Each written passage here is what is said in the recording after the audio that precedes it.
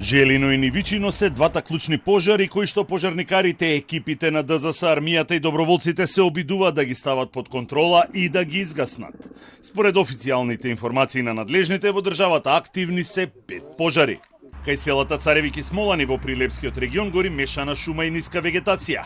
Два активни пожари има на територијата на Македонски Брод, кај селото Грешница, каде гори мешана шума, и кај селото Крапа, кој е реактивиран, а каде гори деградирана дабова шума.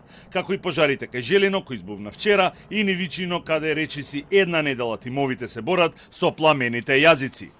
Кај Желино, пожарот повторно се активирал ноќеска. Надлежните имаат сомневања дека е подметнат, а се гаси од земја и од воздух со 2 ер-трактора.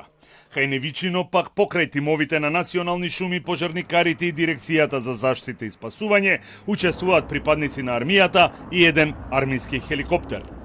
На лице место се наоѓаат и екипи на Тетовската противпожарна единица, исто така 2 пинцгоери на ДЗС, како и еден воден топ кој што се наоѓа превентивно доколку треба да се сечи линијата на овој пожар на пристапен терен, но исто така се наоѓа еден Хермелин со цистерна од 6 тона, како и повеќе возила на противпожарните единици.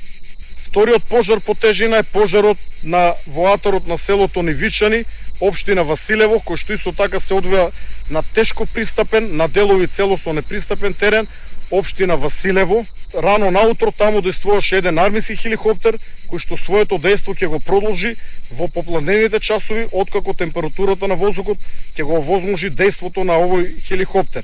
Наредните неколку дена ризикот од појава на пожари ќе биде многу висок поради екстремно топлиот бран кој ќе ја зафати Македонија.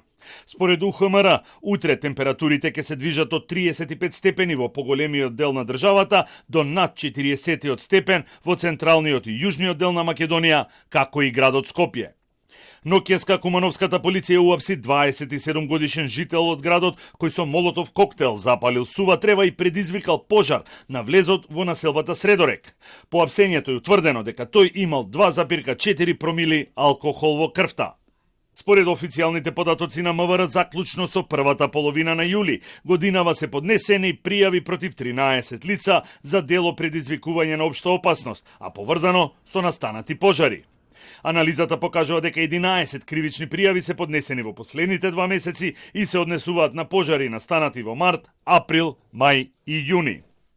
За периодот од 2022 заклучно со 2024 година, МВР поднесе кривични пријави против 52 лица, од кои 50 се гонат за предизвикување општа опасност, а 2 за предизвикување шумски пожар.